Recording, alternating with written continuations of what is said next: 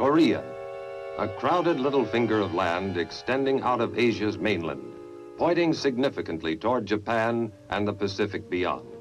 A nation not much larger than our state of Minnesota, but acre for acre, one of the most violently mountainous areas on Earth. Today, the capital city, Seoul, is largely restored, rising from the rubble of almost total destruction to become at least somewhat like her old self. The Capitol building wears a new dome, but nothing short of complete rebuilding will ever erase the battle scars in these walls. As Koreans today know it, the peace is an uneasy armistice in a divided nation. But with the dogged stoicism of a culture 4,000 years old, they go about the business of living, knowing as they do that for the living, there is no other course. In the markets, the scrap pile school of architecture prevails, but business is as colorful, noisy, and aromatic as it ever was. North of Seoul, the mountains rise in sharp volcanic disorder. Green foliage has returned to slopes once blasted bare by TNT and napalm, but at the summits, eyes still keep watch to the north. Along the demilitarized zone, or DMZ, entrenched forces face one another across no man's land. Here, the armistice decreed, the armies would pull back from one another, forming a buffer zone among the mountains. Once again, Korea, the ancient mountain kingdom of Chosen, is in fact the land of the morning calm. But no one forgets June 25th, 1950. It was still dark, 4 o'clock on a Sunday morning.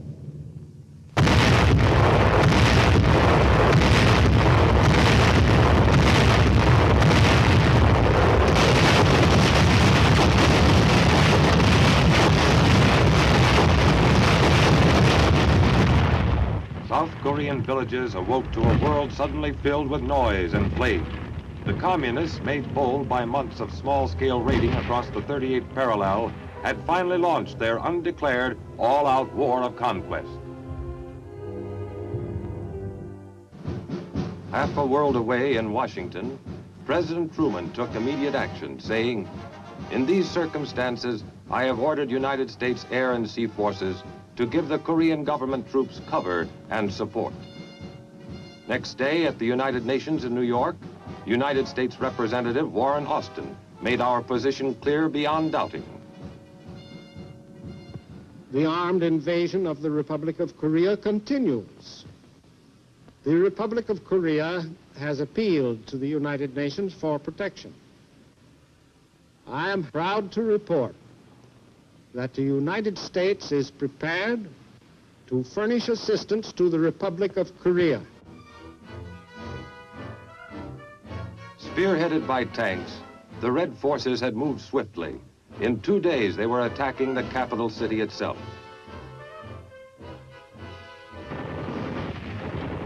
Seoul fell the next day, June 28th.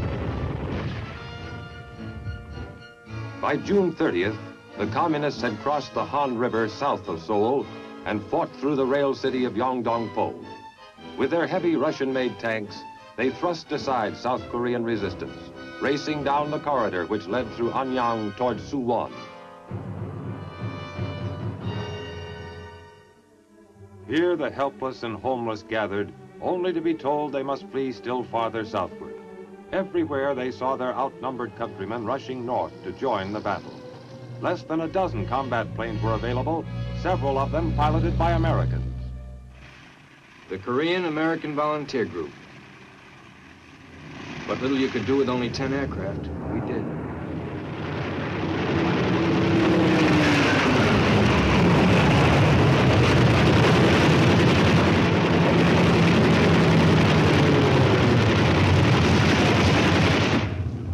Even as the Red Armor swept toward Suwon, advance elements of the 24th Infantry Division were being airlifted to Korea from Japan.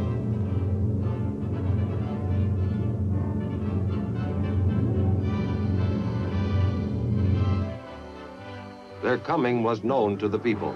They were welcomed with cheering. 4 days later, they met the enemy south of Pusan, and the cheering was forgotten. Man, I was scared. I didn't know it was going to be like that.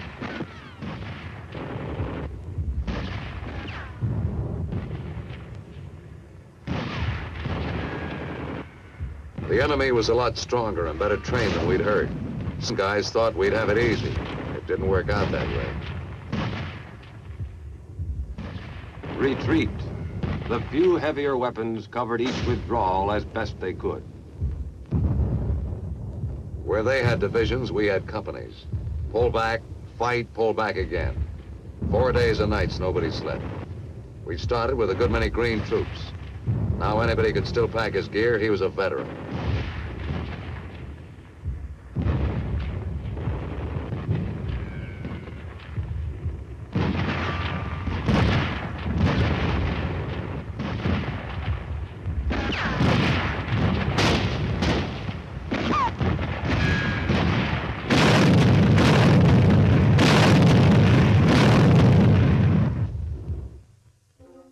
Help was on the way. In Pusan to the south, more 24th Division troops and equipment were arriving by ship. Not enough, not nearly enough, but it was a start. Generals Walton H. Walker and William Dean had a tough assignment. Undertake the work of several divisions with elements of only one. One day I looked up and there they was. Man, if I said those fresh troops looked good, I'd be lying. They were beautiful. Not only just troops, but trucks with more heavy stuff. And tanks.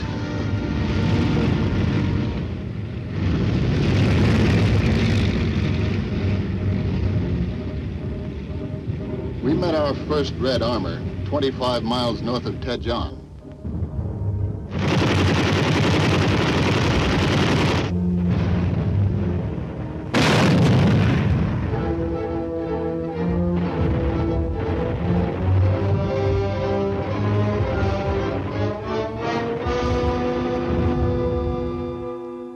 July 13th, Yokota Air Base, Japan. Our first large-scale bombing attack is mounted as more than 50 B-29s take off. The target, Wonsan, key North Korean port city. We wondered how much ack-ack there'd be. There wasn't any at all.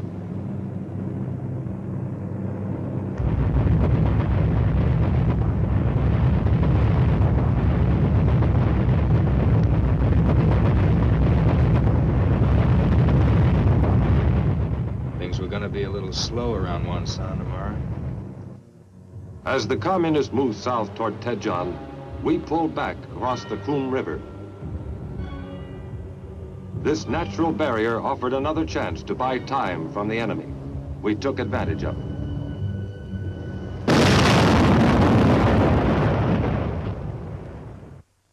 The Air Force was playing a leading role in our attempt to delay the communist advance. Lacking bases in Korea, F-80 jets adapted oversized wing tanks for the long flight across the Sea of Japan. Angel 5 to Dofoot, over. Dofoot to Angel 5, request fire on enemy column due north, your position. Angel 5 to Dofoot, receive your transmission, will proceed, over. Dofoot to Angel 5, good luck.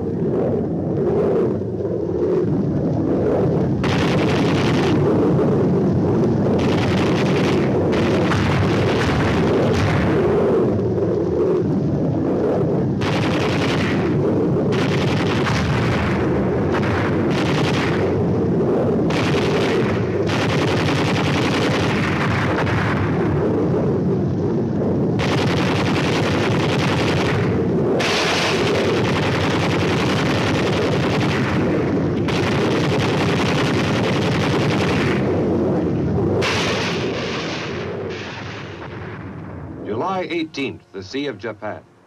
A Navy task force approaches the east coast of Korea. Destination, Pohang. Mission, to land the men and machines of the 1st Cavalry Division. The Korean battle line was moving rapidly on all fronts. Only on arrival were the troops informed that the landing would be unopposed. The division's 27,000 men started ashore. Psychology says how you're supposed to feel sort of disappointed. Expect to fight and then don't have to. Maybe so. I wasn't disappointed. On July 20th, the Reds reached Tejon. 24th Division troops led by General Dean were to hold as long as possible. There was something fishy about Tejon. I mean, they threw in a little artillery and then we waited. Nothing. Nobody. Then wham! They were all over the place.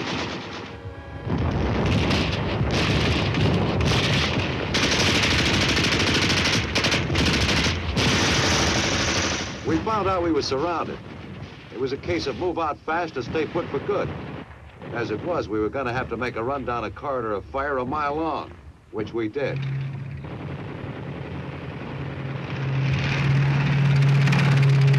We had bought more time, but Tejon was gone, and with her, General Dean. We traded time for space. 2 weeks for the land between Tejon and the Naktong River. From behind the wide, deep waters of the Naktong, we could test our growing strength. We cut the bridges and poured our fire on the opposite banks.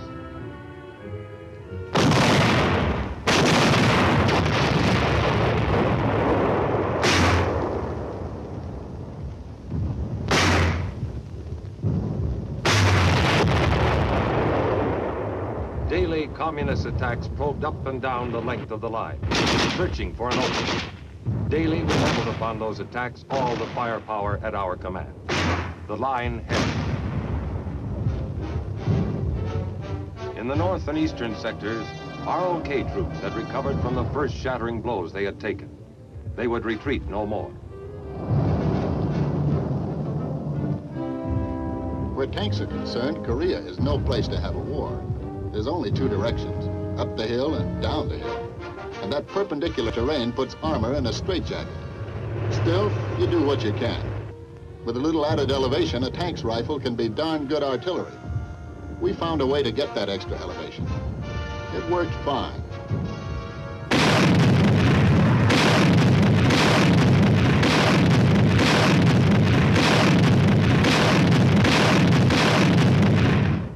Early in August, General William Keane received orders to carry out our first large-scale offensive action.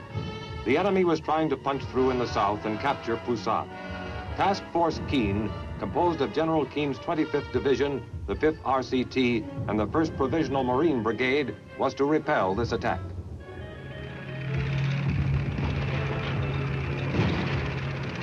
It was the 6th of August. I remember because that's my birthday. Also, it's the first time I ever got shot at. I remember thinking to myself, happy birthday, Charlie.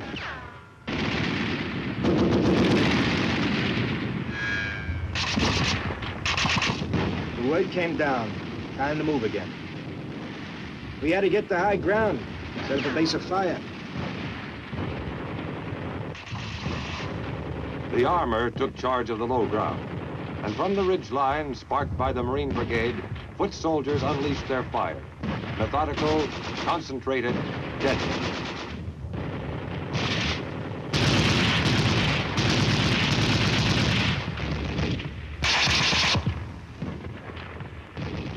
The Marines, equipped with a heavy bazooka, found it highly effective against Russian-made armor.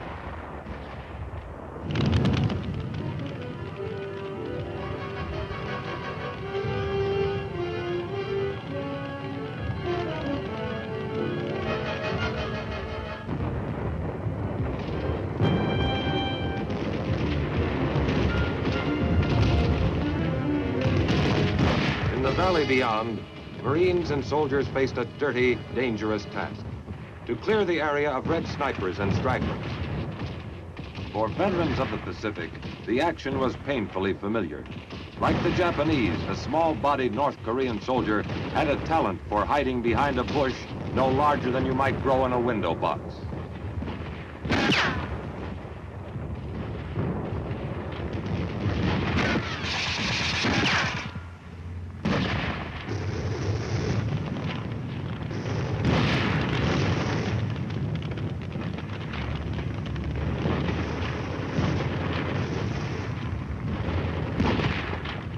Task Force Keene took its quota of prisoners. Many had shed their uniforms, hoping to escape in the white civilian clothes worn underneath. At close quarters, the enemy lost his fearsomeness. Usually, he was very young. Always, he was glad to be out of the fighting. Task Force Keene had earned a brief moment in which to catch its breath.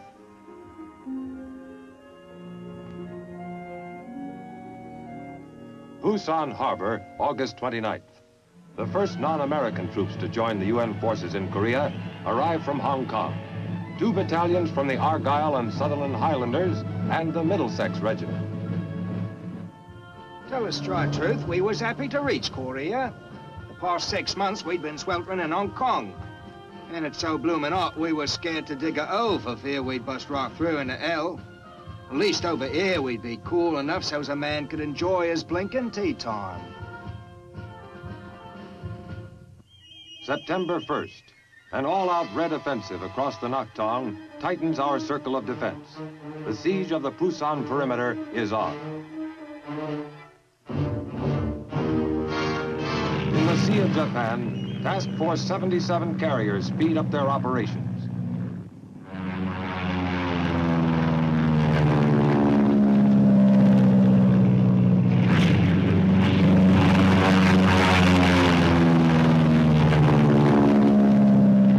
It was my job to send them out.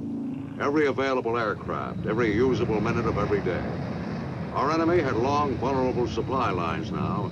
Without adequate stocks of ammunition and fuel, his strength would fail. With luck, we'd make sure of it.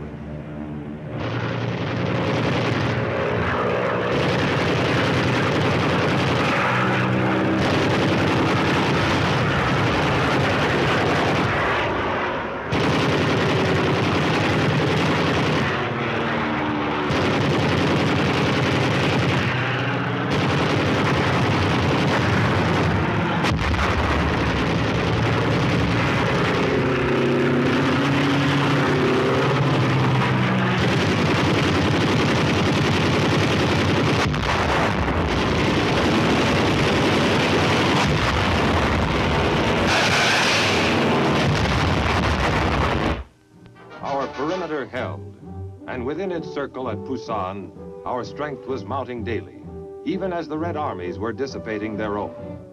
Food, ammunition, supplies, all the tools of war were being stockpiled. Our days on the defensive were nearing an end. On September 15th, 1950, the UN forces take the offensive. An assault fleet appears off Walmy Island at Inchon Harbor, 150 miles behind enemy lines. It's a daring end-run maneuver which takes the sleeping enemy completely by surprise.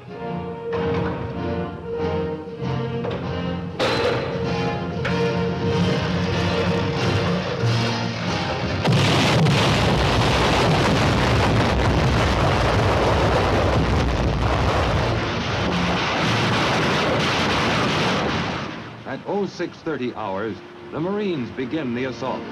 The naval barrage has cleared the way for them, but this is still a risky operation. Headquarters must gamble on the first try being good. Inchon's violent 30-foot tides leave no time for a second attempt. We had orders to neutralize resistance and do it fast. Dig them out and cover up the holes.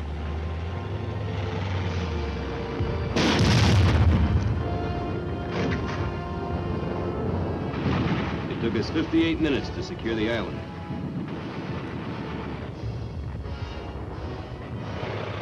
With the next tide, more Marines move into the streets of Inchon itself. They meet little resistance, and within hours, the city is secure. The big gamble has paid off. With the surrender of Inchon's modern harbor, the back door to Seoul is opened wide. Simultaneously, in the south, the reinforced 8th Army breaks out of its Pusan stronghold, splitting the encircling Red forces as it thrusts across the Naktong River to begin its drive northward. At Inchon, the 7th Infantry Division swarms ashore to strengthen the UN foothold in the north. Thousands of enemy troops are being trapped in the southwest as the Pusan spearhead races north to join up with Inchon forces. On the way to Seoul, we took a good many prisoners, too. But they didn't come easy.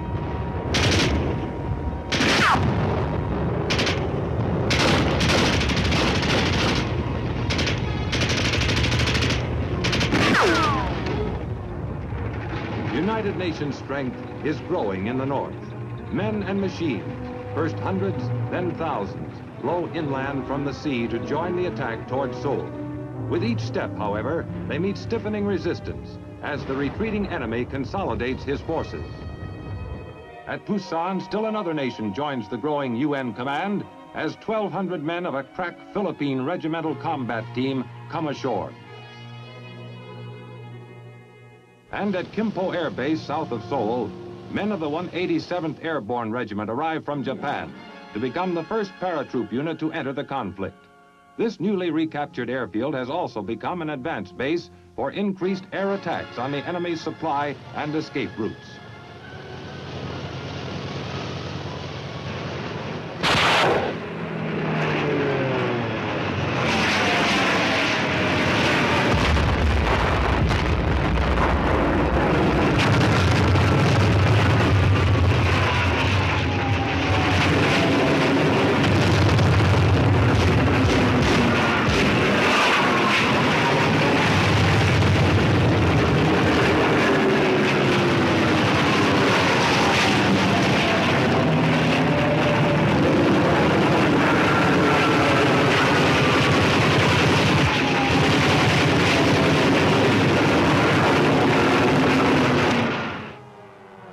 As the spearhead from Pusan gathers momentum, columns of transport barrel northward against a disheartened enemy.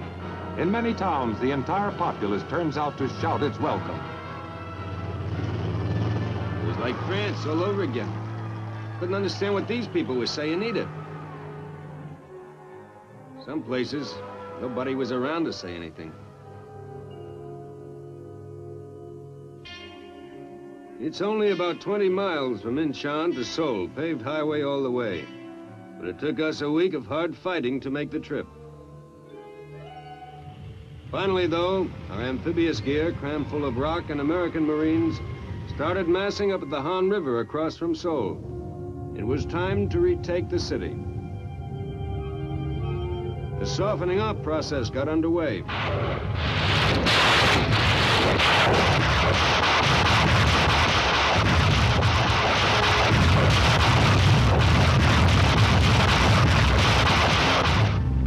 River crossing means a full-scale amphibious operation, since the Han here near its mouth is well over a mile across. The Reds who had thrown back an earlier night attack were gone, pulled out to dig in among the streets of Seoul itself.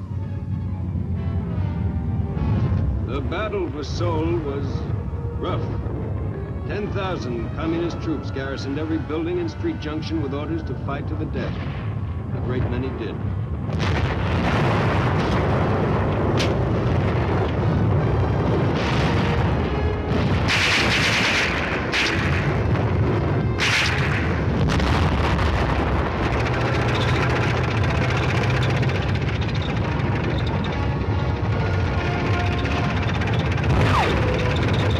The shattered city is retaken September 26th.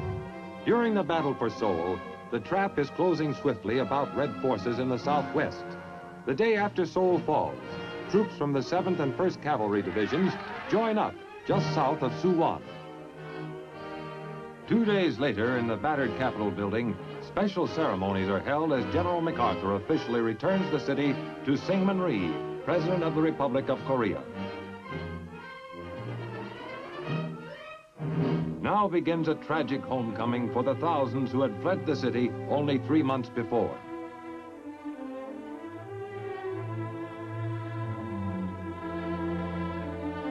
You'd look at these people, scratching through the ashes of what used to be their homes, wonder where they got the guts to go on.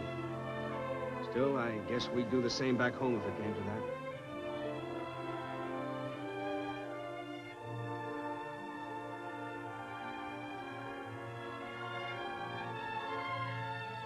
As life begins to take root again in Seoul, The UN advance in the eastern sector goes on. On September 30th, ROC forces reach the 38th parallel. They cross it the following day. One old guy couldn't keep it straight who was who. Turned out to meet the ROC Army with North Korean flags.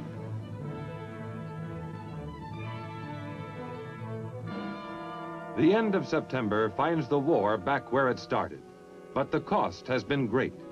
On October 6th, at a UN cemetery between Seoul and Inchon, Major General O.P. Smith, 1st Marine Division Commander, honors Marine dead.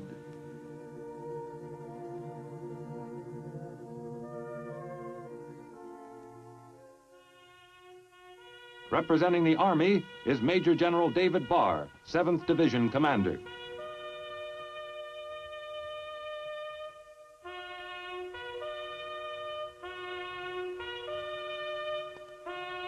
Korean troops are honored by Colonel Pak In-yip, commanding the ROC 17th Regiment. The silent thanks and admiration of each commander for what his men have given is echoed by the people who owe their freedom to that willing sacrifice. Elsewhere, the conflict goes on without let-up. B-29 squadrons based in Japan and on Okinawa continue their daily blasting of red industrial and transport centers in the north.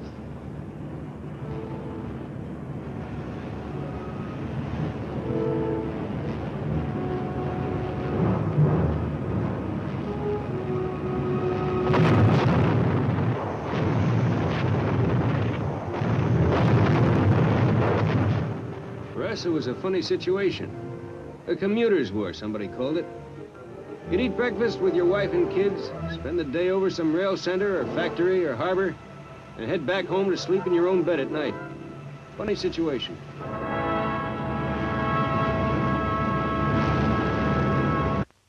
In the south, refugees are becoming a major problem, with thousands of red soldiers and guerrillas in civilian clothes trying to escape to the north. Each refugee must be individually, time-consumingly screened. To the north, events are moving so rapidly that reinforcing units are hard-pressed to keep pace with the UN advance.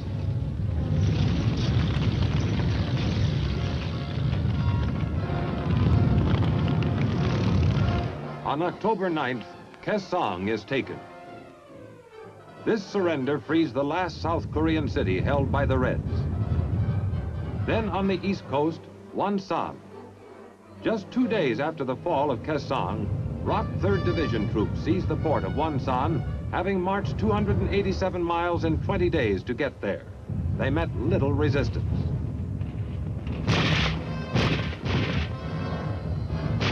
Next, the Red capital itself.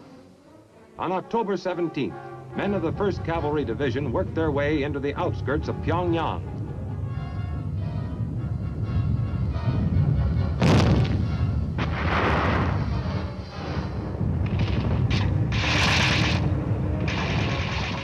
In less than 24 hours, the North Korean capital is in United Nations hands.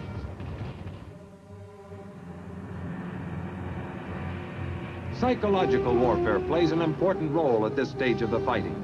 Using high-powered speakers, Psy-War planes fly ahead of advancing UN troops, booming their message in Korean to the retreating enemy. Safe conduct passes prove highly effective. More than once, whole enemy companies lay down their weapons and wait for our troops to arrive.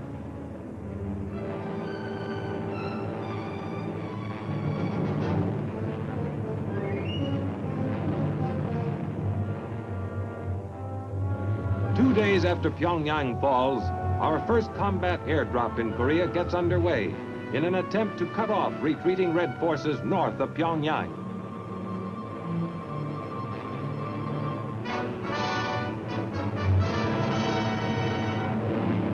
As at Inchon, the Supreme Commander personally supervises the operation. Nearly 2,000 troops making the jump. In a second wave, the heavy equipment arrives, Air Express. Local transportation is pressed into service.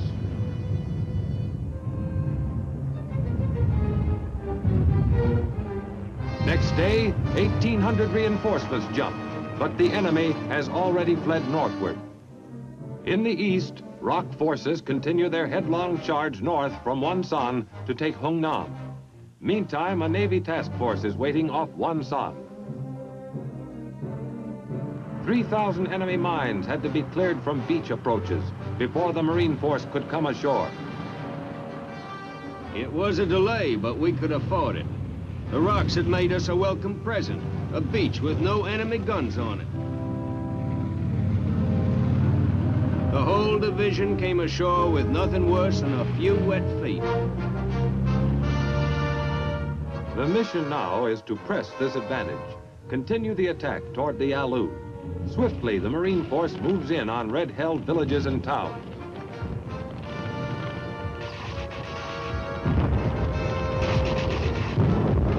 And just as swiftly, out the other side. Spirits are high. 3 days later, and more than 100 miles closer to the Yalu, the 7th Division makes its landing at Iwan. Ships of every description swarm into shallow water to disgorge 7,000 men and their machines. Their only opposition, the deep, loose sand of Iwan's beaches.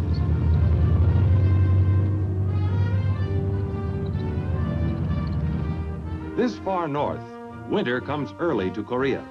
Cold weather uniforms are welcome as the division moves out to rejoin the attack.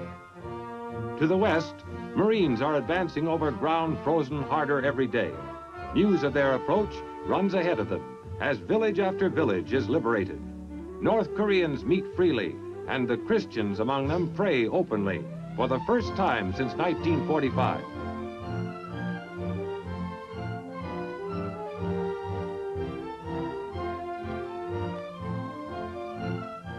The shattered communist forces are pulling back into the last corner of this peninsula they had set out to conquer. UN troops follow as fast as the tortuous terrain and increasing cold will allow. In the eastern sector, it is difficult even to keep contact with the retreating enemy. In the central sector, however, prisoners taken during a strong Red counterattack give warning of potential danger. Many of them wear the quilted uniform of Communist China. Meantime, in the northern sea of Japan, winter is giving our offshore forces a taste of things to come. Even routine supply operations are becoming a nightmare of icy wind and pitching decks.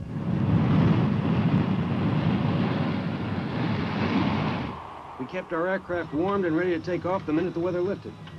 But meantime, the Reds would have a lot less trouble moving troops and supplies on Korean roads. We didn't like that thought much.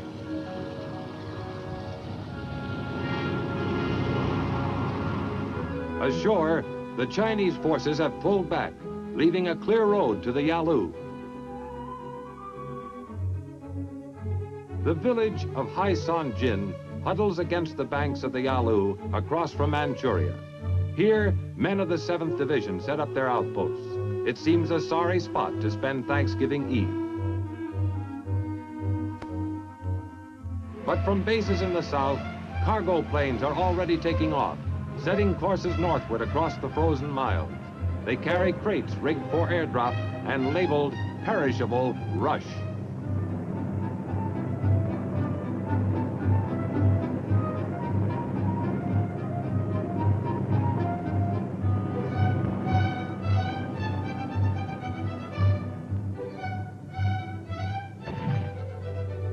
Turkey and the trimmings, courtesy of the U.S. Air Force.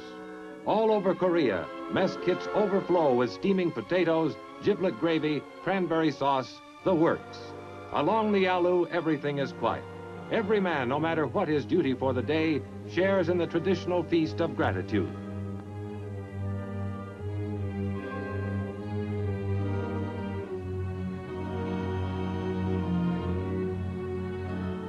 Headquarters feels certain that one more UN offensive will end the fighting in Korea. Actually, a whole new war is ready to begin. Across the Yalu, the decision has been made. Full-scale Chinese intervention is about to bring the second phase of the Korean conflict to an end.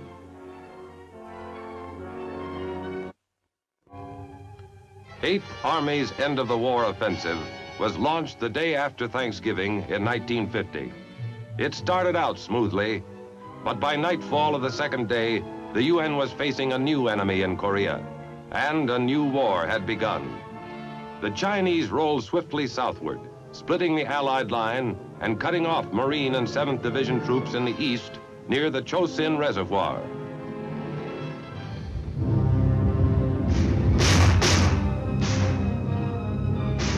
We took turns sleeping in the daytime. It was too cold at night. I heard later we lost more people from freezing than from enemy action. Even the mortar rounds froze through the casings.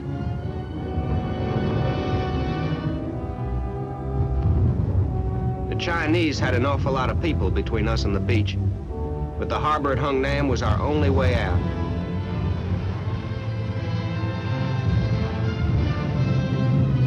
All our resupply came by air. Without that, we never could have made it. Same goes for the close air support we got from the Marine Air Wing and the Air Force.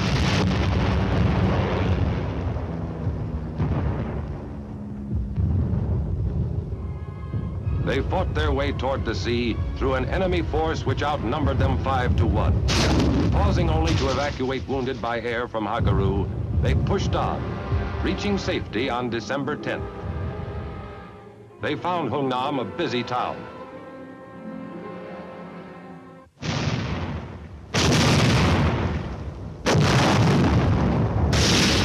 Within the harbor's perimeter, heavy weapons worked around the clock, throwing up a curtain of fire through which the enemy divisions dared not pass. Behind the guns, a near miracle of planning, organization, and teamwork was taking place. A massive amphibious landing in reverse.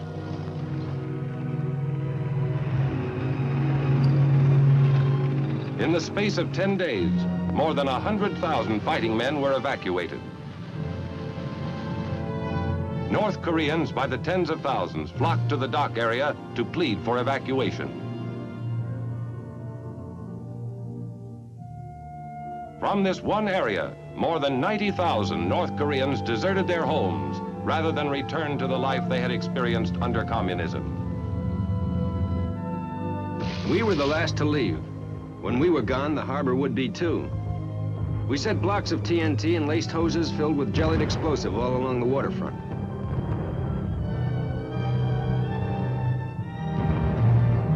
When we left, the harbor was one big ticking time bomb.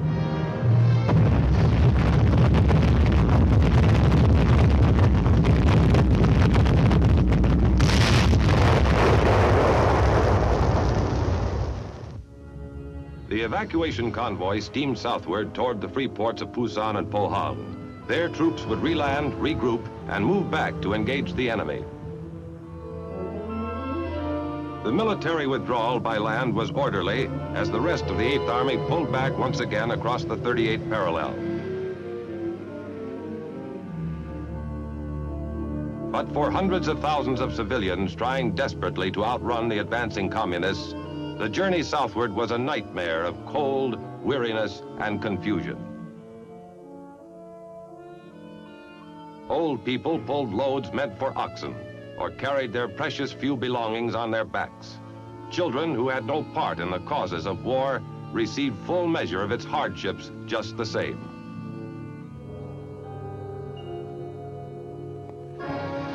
On December 27th, General Ridgway arrived to replace General Walker, killed in a tragic Jeep accident. He was just in time for the enemy's New Year's Eve offensive.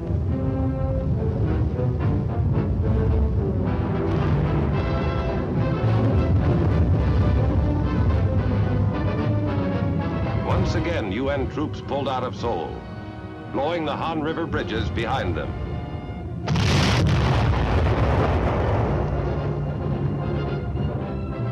Inchon, like Hungnam, was evacuated by sea.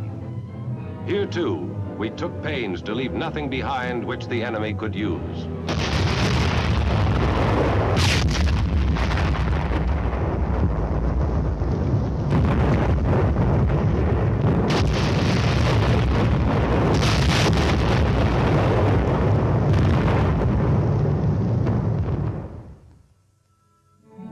In the south, the troops which had been taken off the beach at Hungnam were regrouped, and despite bitter weather, took advantage of a welcome opportunity to catch up with themselves.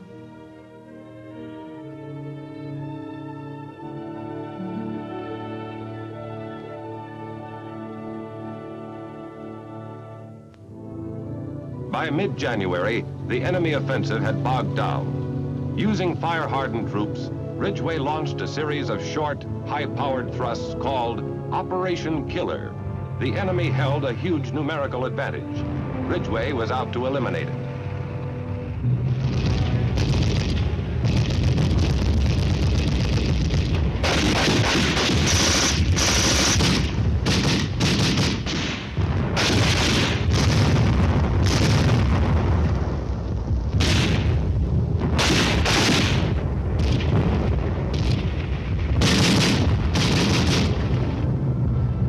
Assault units moved up, expecting to meet great strength. They found surprising weakness. Under the pounding raids of Operation Killer, the enemy fell back. Ridgway pressed the advantage. No rest for the enemy, and not much more for 8th Army. If anybody ever invents a mattress that feels half as good as a patch of frozen ground felt then, he'll make $1 million. Although destruction of enemy forces remained its prime objective, Operation Killer had evolved into a ground-gaining operation. The way things were going, we couldn't stay outnumbered for long. The word was they were losing 10 men to our 1.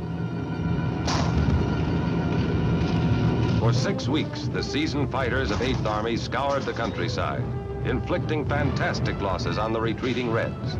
On March 7th, the enemy's main stronghold east of Seoul was smashed. The next step would be Seoul itself.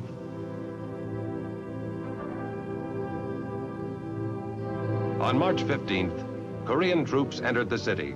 They found a few old people and children. The communists had fled. Across the full width of the peninsula, the enemy was retreating. Figure this one out. We're chasing them and they're leaving surrender posters behind for us. In April, General James Van Fleet arrived to take over the 8th Army. A canny tactician, he replaced General Ridgway, who had been appointed Supreme Commander when General MacArthur returned to the United States. Within a week of Big Jim's arrival, he was fighting off the Communist Spring Offensive.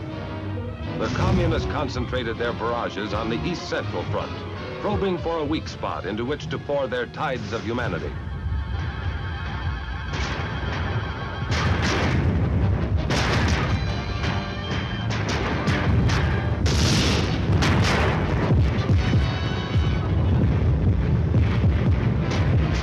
All available UN forces were needed to slow the enemy's human wave tactics.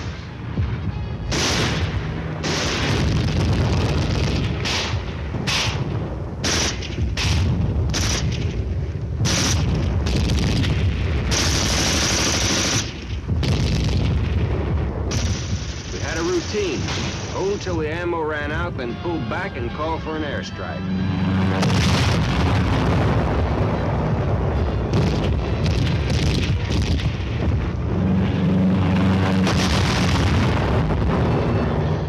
When foul weather grounded the Air Force, units north of Seoul were forced back across the Inchon River.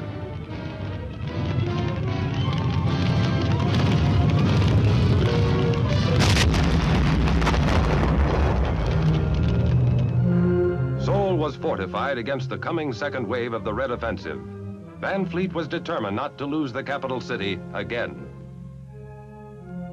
Whoever said the worst part about war is the waiting was right.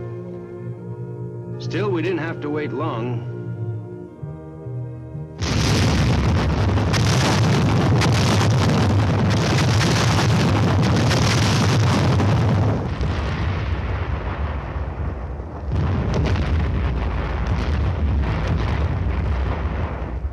Every road, every valley approach had been zeroed in beforehand. The enemy lost thousands of men breaking through the curtain of fire, then faltered and lost his advantage. As the enemy turned once again to retreat northward, Van Fleet followed with mobile firepower.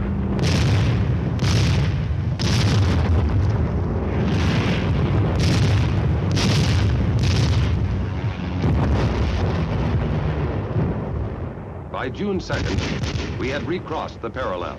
The enemy had spent 200,000 men, a third of his entire force, and gained nothing but the knowledge that numbers were not enough. Operation Killer continued without let-up.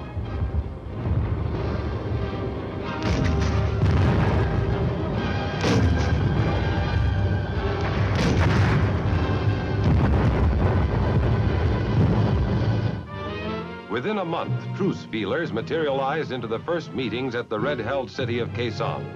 World peace hopes soared. The chief UN negotiator was Vice Admiral Turner Joy. His opposite number, North Korea's chain-smoking General Nam Il. Pessimistic correspondents predicted the talks would drag on for as long as 6 weeks.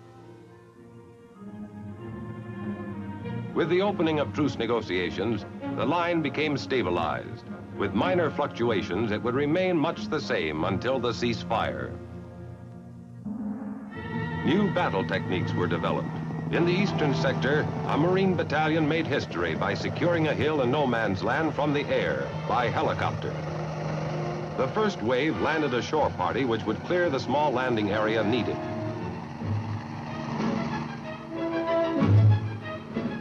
In a matter of minutes, the first copter load of aerial cavalry was arriving, fully equipped, fresh, ready for action.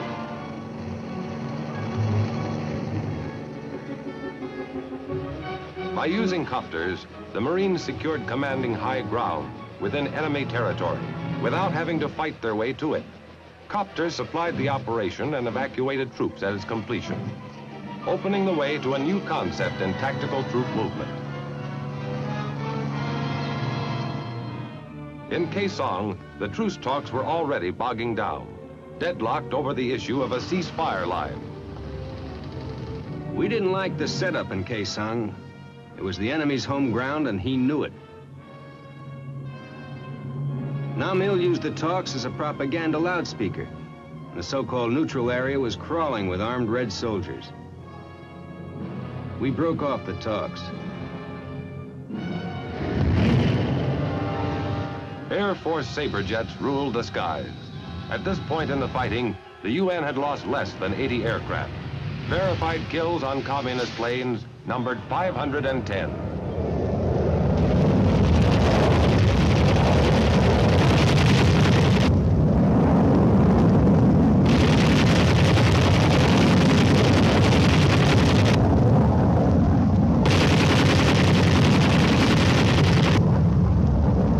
On the sea, as in the air, United Nations firepower went virtually unchallenged.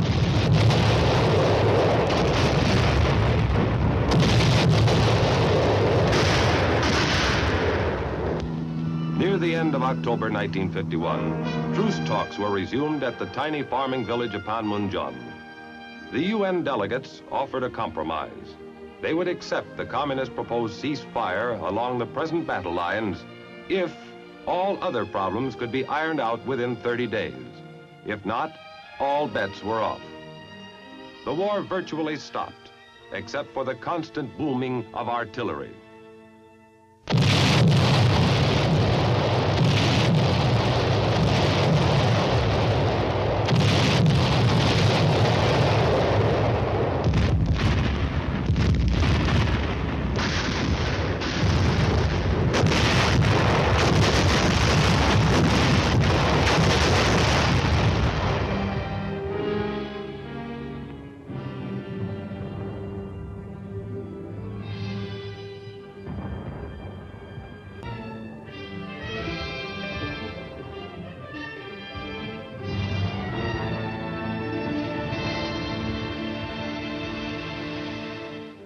Winter came, the deadline was passed, the war was on again. The deadlock issue now was the right of prisoners to free choice in the matter of repatriation. Both sides were adamant. Meantime, across the breadth of Korea were fought the bloody hill battles, names not difficult nor pleasant to remember.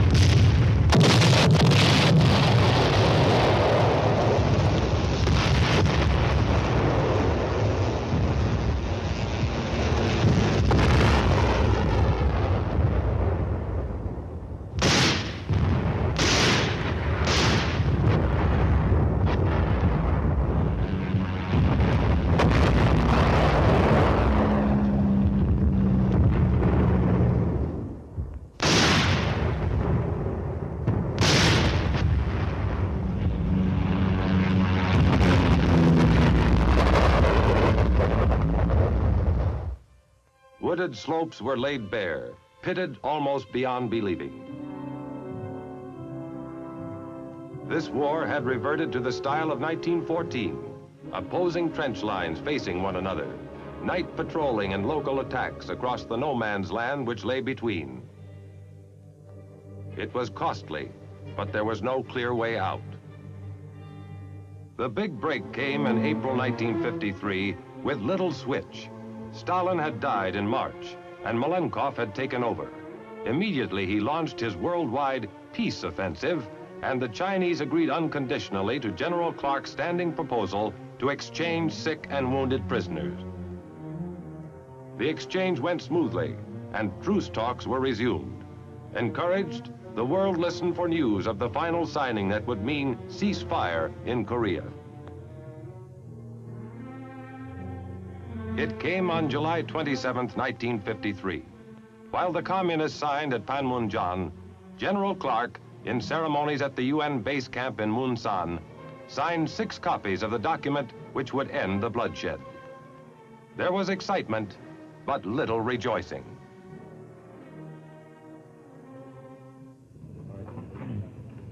We have stopped the shooting. That means much to the fighting men and their families, and it will allow some of the grievous wounds of Korea to heal.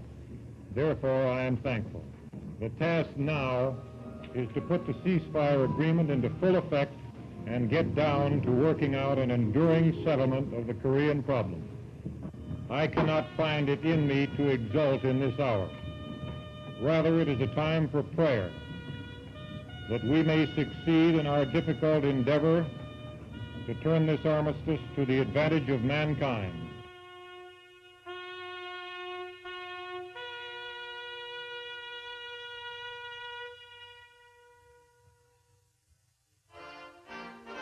In accordance with the truce agreement, the opposing forces now pulled back from one another. The open ground left between was to become the demilitarized zone, or DMZ.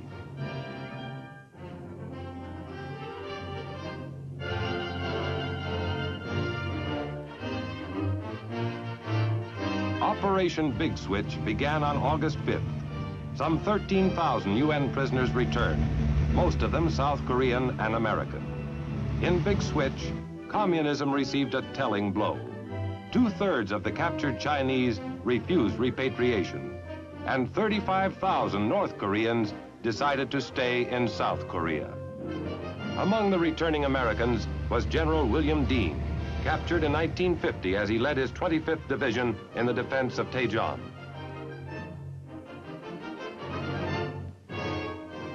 Today, Korea is still divided, but the conflict was not wasted. It called the Kremlin's bluff in the Far East. It more than restored the violated border and left the Republic of Korea with the strongest free army in the Far East. It is true that the price of existence for this young republic for some time to come will be constant vigilance. In that, Korea and the rest of the free nations are in the same boat.